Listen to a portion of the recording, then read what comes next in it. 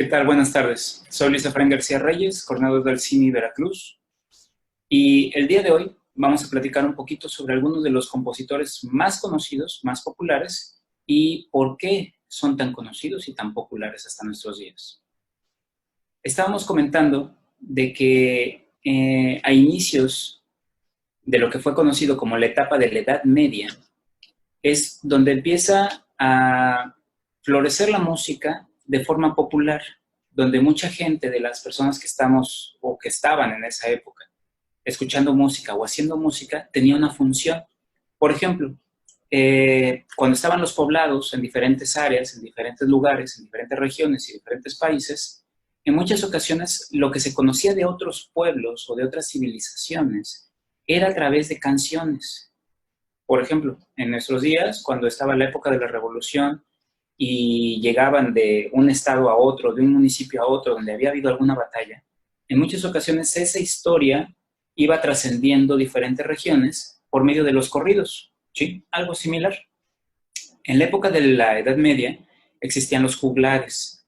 Los juglares eran personajes que llegaban, cantaban, escuchaban las historias, los eventos que habían aparecido en esa región, en esa ciudad, y a partir de ahí hacían historias. Esa historia, embelezarla con música, era una forma de transportarla de un lugar a otro. De repente llegaban otros personajes, otro juglar u otro cantautor u otro poeta y generaba otra historia y empezaba a mandarla por otro lado.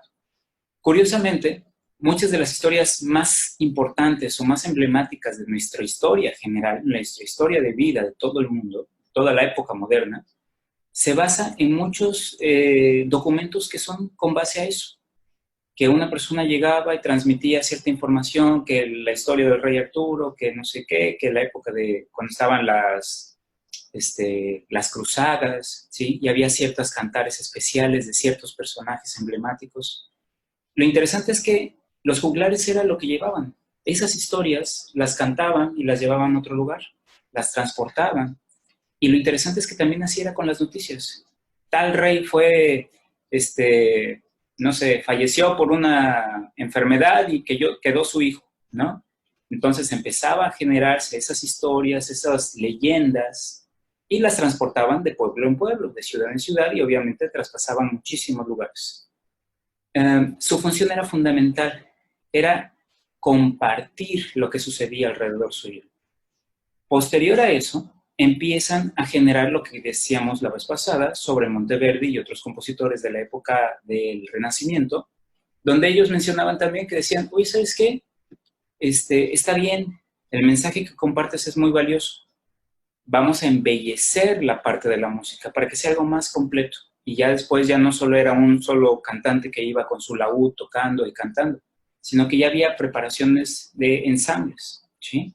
Poco a poco, obviamente, todo eso ha ido evolucionando. La vez pasada hablamos un poco de Monteverdi y de las corrientes que había, de que los que estaban a favor de escuchar música y que la letra estaba en un segundo lugar, en un segundo sitio, o viceversa.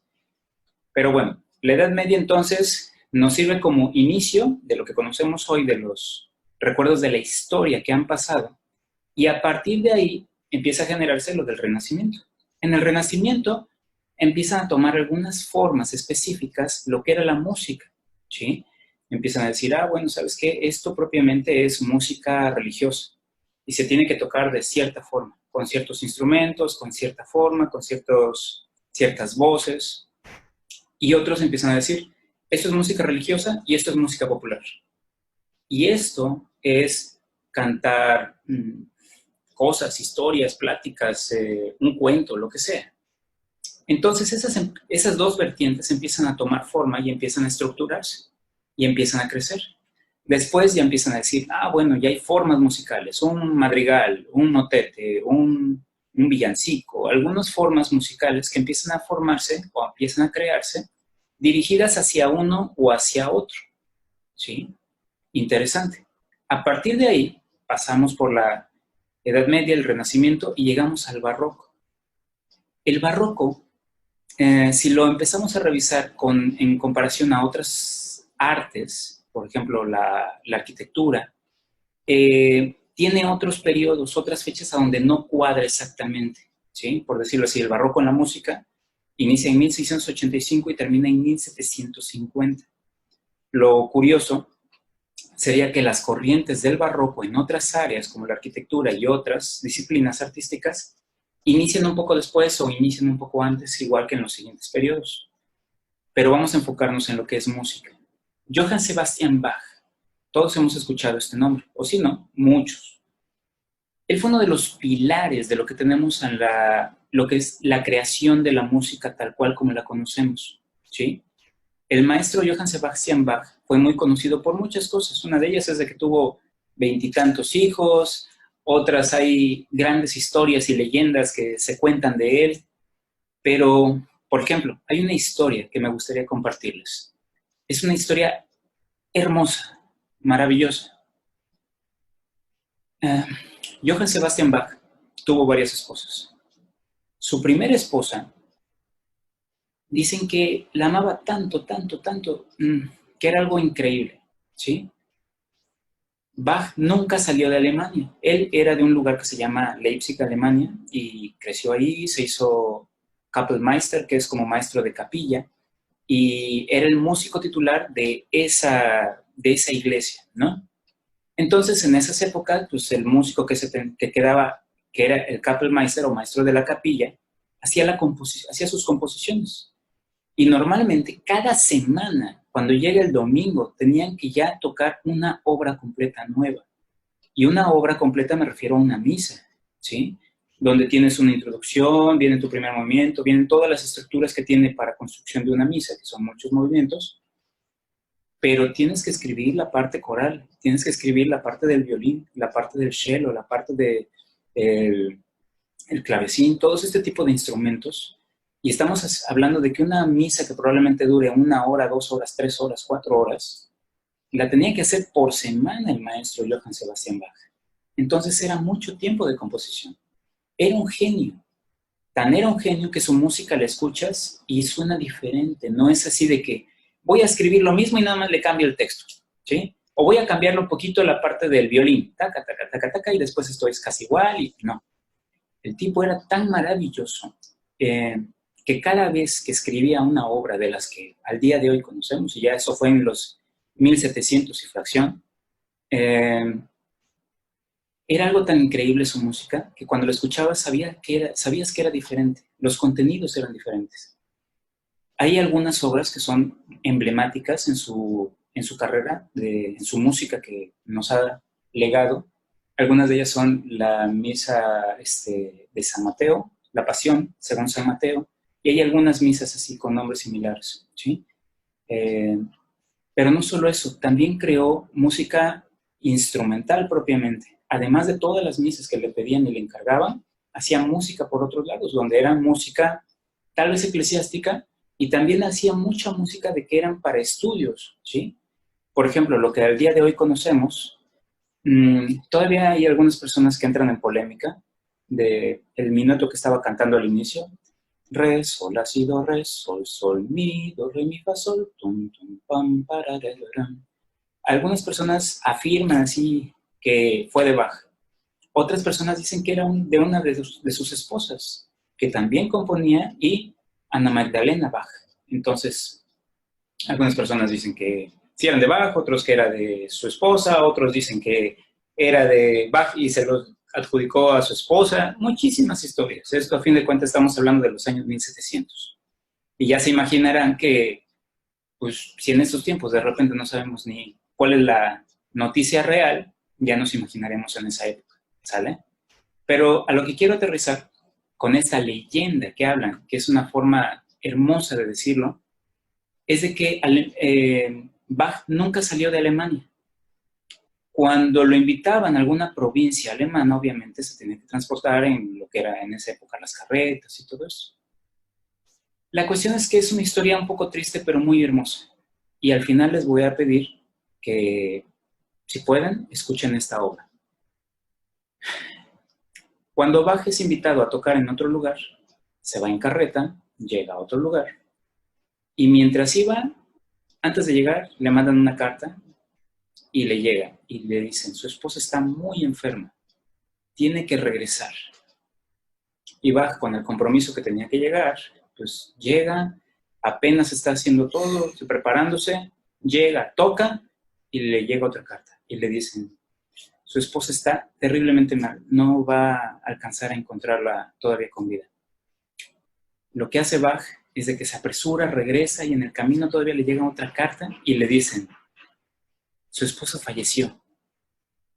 Entonces él está tan triste que le compone una obra que se llama La Chacona, que es un movimiento de una suite. La partita es la partita número 2 para violín y la obra en sí es maravillosa, es una obra muy completa, pero el último movimiento, que es el movimiento de La Chacona, es algo tan precioso, tan hermoso y tan sublime que habla de compasión, habla de amor, habla de tristeza y habla de desesperación. Todas esas palabras, permítanme. Entonces, cuando buscan esta obra, es el segundo movimiento de la partita número 2 de Johann Sebastian Bach. Es una obra increíblemente bella, pero lo más importante es de que habla sobre muchas de las emociones que puede tener un compositor. Regresamos un poco al mundo real, al mundo de hoy. Cuando estamos percibiendo una canción que nos gusta, es porque tiene un contenido especial. En muchas ocasiones esa canción la podemos escuchar 20 veces y en diferentes etapas de nuestra vida, pero tal vez tiene como que un espectro, por decirlo así, como que diferentes elementos, y esos elementos se van dirigiendo a un momento especial en nuestra vida, a un momento especial para nosotros. Es por eso que en muchas ocasiones, cuando escuchamos música, no podemos decir que sea mala.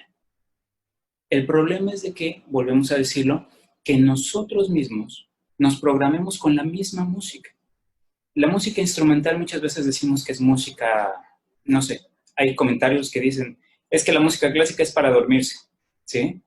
Otras personas dicen, es que la música clásica es así, es asá, o la escuchas para, no sé, para comer con los amigos en Navidad, ¿no? No es tanto eso. Aprender a escuchar nos ayuda también a entender lo que pasa por nosotros. El día de hoy hablamos brevemente del maestro Bach. Hay muchísimas historias de él. Busquen música de él. Tenemos que aprender a escuchar cosas nuevas. Quien haya escuchado Bach, se los aseguro, no ha escuchado ni siquiera una mitad de toda su obra, ¿sí? El señor fue una de las personas que escribía y escribía y escribía y su música es tan rica que nunca vas a encontrar algo igual. Tienen elementos en conjunto. Escuchas una obra y dices, hay algo que te dice que es Bach. Estructuralmente, ciertas notas, ciertos acordes. Bach ocupaba armonías que al día de hoy podríamos considerar tal vez acordes de jazz, ¿sí? Y Bach lo hacía. Bach era una persona tan increíble que este tipo componía música que no era fácil de entender, pero lo decía tan poéticamente con cada uno de los instrumentos que todas las personas que lo escuchaban sabían que había algo especial en las obras. Para uno como músico, en muchas ocasiones pasa tiempo escuchándolas y repitiéndolas y volviéndolas a escuchar y vas descubriendo ciertos elementos que parecen que no existen hasta que los encuentras. Y estamos hablando de una partitura, un idioma donde solo es una hoja u hojas, ¿sí? Lo interesante es que la música nos ayuda a darle vida a esa partitura, a darle vida a instrumentos que están hechos de material, ¿sí? Madera, cuerdas, acero, plástico, de todo lo que se nos ocurra. Pero solo son elementos.